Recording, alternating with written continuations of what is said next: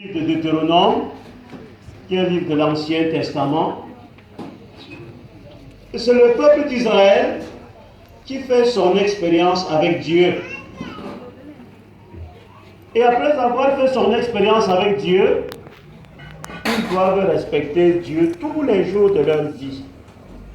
Et on ne peut pas dire je respecte Dieu si on ne respecte pas ses commandements. C'est pour cela que Moïse demande à ce peuple, ne fais jamais rien sans Dieu. Et je peux dire c'est le même conseil qu'il nous dit aujourd'hui. Nous sommes comme ça en train de célébrer ces personnes qui ont vécu au milieu de nous, qui ont fait leur temps. Et nous disons souvent la terre se voit et passe aussi. Donc il n'y a personne qui peut dire je serai éternel dans le monde.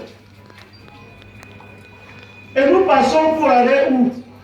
L'auteur sacré nous dit c'est pour rejoindre le Seigneur. Et si nous allons rejoindre le Seigneur, il ne faut jamais l'oublier dans notre vie. Il ne faut jamais l'oublier. Les commandements que je vous donne aujourd'hui, c'est Moïse qui a reçu ces commandements-là et il les transmet à ses contemporains pour qu'ils puissent vivre avec ces commandements-là pour parvenir à la demeure de Dieu, pour parvenir dans la maison de Dieu. Et il dit, ces commandements-là resteront gravés dans ton cœur. J'ai l'habitude de dire à mes chrétiens, à mes fidèles, si vous voulez vivre avec Dieu, n'oubliez jamais ses commandements. Et vous voyez que dans le passage que nous avons lu, il est dit, tu dois même attacher ces commandements-là sur ton poignet pour faire tout en pensant toujours aux commandements. Que chaque fois que tu soulèves ton poignet, que tu regardes et que tu vois que les commandements de Dieu sont sur toi. Tu les graveras même sur ton front. C'est ce que le texte nous a dit. Même sur ton front. Tu les mettras au fond de ton cœur. Si bien qu'en aucun lieu et en aucun moment, que tu ne fasses aucune chose sans penser au commandement de Dieu. Et nous les avons résumés en 10, que beaucoup connaissent. Je suis le Seigneur ton Dieu, tu n'auras pas d'autre Dieu que moi. Tu sanctifieras le jour du Seigneur. Tu ne prononceras pas le nom de Dieu en vain. On peut continuer jusqu'à finir les 10 commandements.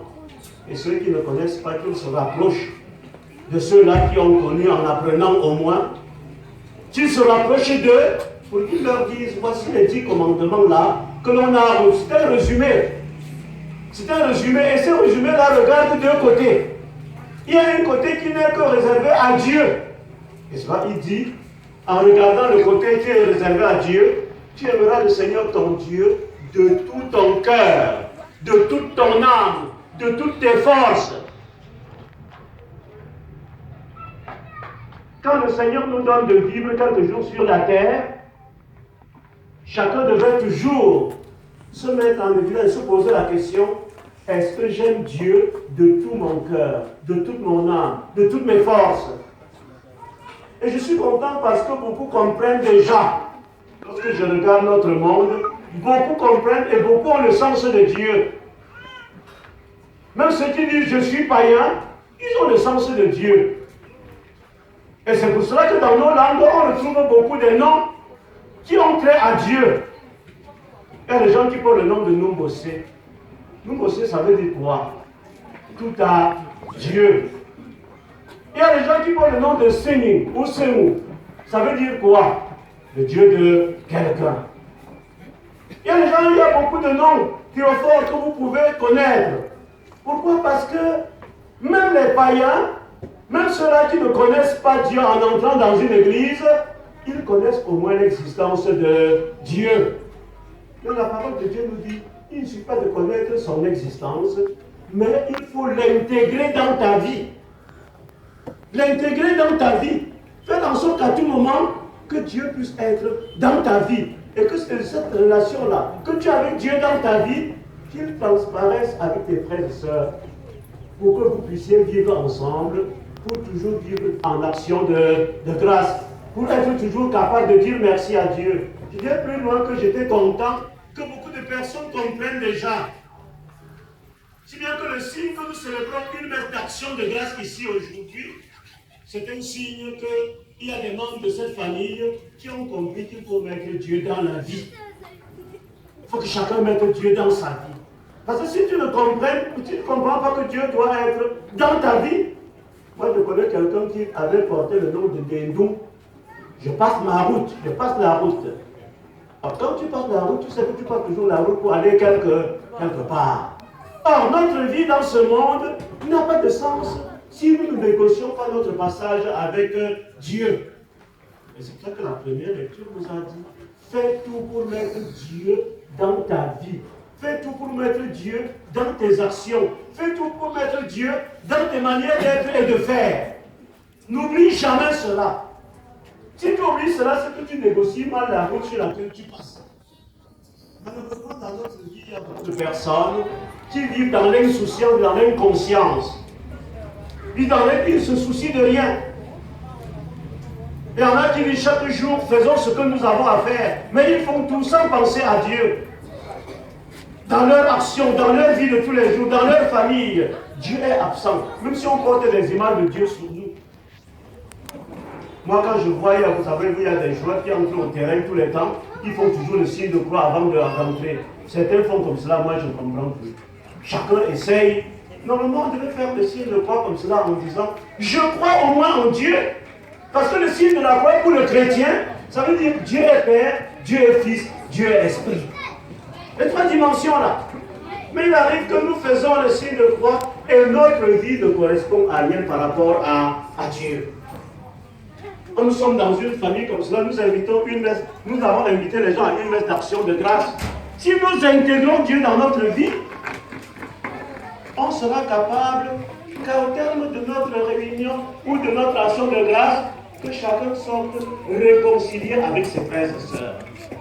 Que l'on sorte de cette messe d'action de grâce sans haine, sans rancune, sans jalousie, sans méchanceté.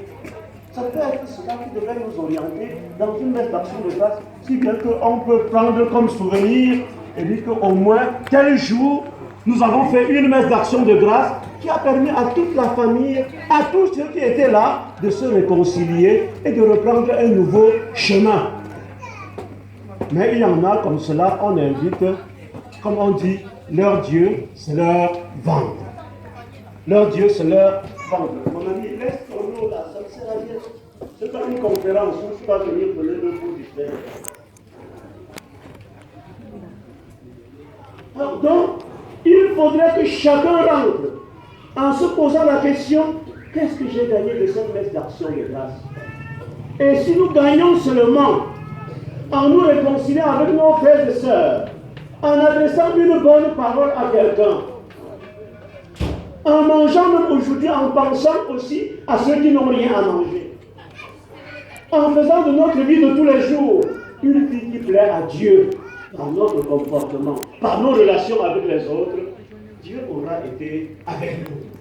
Et il sera avec nous si au retour, nous prolongeons dans la même dimension, dans la même direction. Et l'Évangile vient nous dire encore que nous n'avons pas le temps à perdre. Nous n'avons pas le temps à perdre. Il dit veillez, restez en tenue de service parce que vous ne savez ni le jour ni l'heure. Nos ancêtres là, ils ont vécu avec nous. Certainement, ils ont aussi compris comment on disait préparez-vous pour bien mourir. Ils ont aussi entendu cela. Mais quand nous prions comme cela, nous supplions le Seigneur pour dire, quels que soient les péchés qu'ils ont commis sur ce monde, pardonne-leur cela. Pardonne-leur. Et nous savons que Dieu est un Dieu qui exauce nos prières. C'est ça que son Fils Jésus nous a dit, priez en toutes circonstances. Quand vous êtes dans la joie, dites merci Seigneur. Quand vous pleurez, pleurez avec le Seigneur. C'est ce que le chrétien doit faire tous les jours. C'est ce que le Père doit faire tous les jours. Et quand il dit veiller, ça veut dire passez tous les jours de votre vie à faire le bien. C'est ça. On ne peut pas veiller sans faire le bien. On ne peut pas veiller seulement en gardant rancune. Puisque la rancune n'est pas une valeur, c'est une contre-valeur de Dieu. Puisque Dieu n'est là que pour nous pardonner tous les jours. Donc veillez, comme l'Évangile nous demande, ça veut dire penser à Dieu tous les jours et penser à votre rencontre avec Dieu. C'est cela que chacun d'entre nous est appelé à faire. Le mal, si ça arrive dans notre vie, il faut que ce soit comme un accident.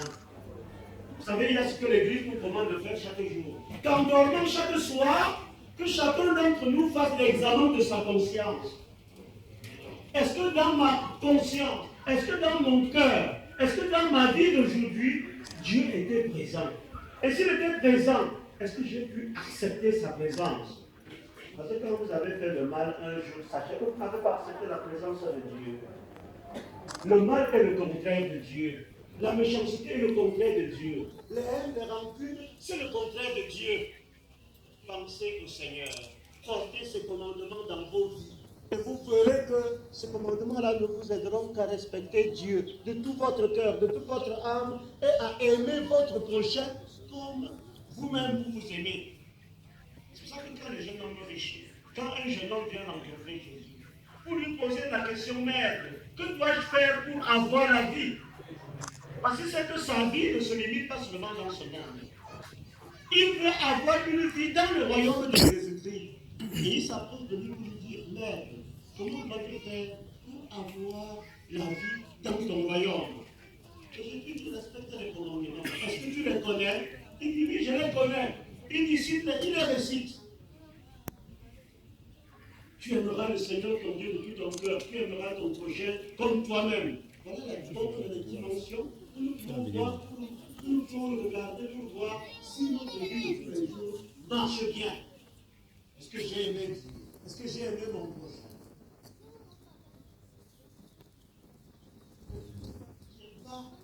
Fais des efforts pour vivre cela et tu auras la vie éternelle. Notre Dieu est un Dieu patient. Notre Dieu est un Dieu qui peut nous comprendre. Mais il est un Dieu qui veut que chaque jour de notre vie, nous fassions des efforts pour l'intégrer dans notre vie. En priant pour ces défunts qui sont aussi passés, comme nous passerons aussi. Chacun d'entre nous est mort en souci. C'est vrai que la mort à tout le temps nous surprend toujours. Mais chacun d'entre nous devrait intégrer la mort.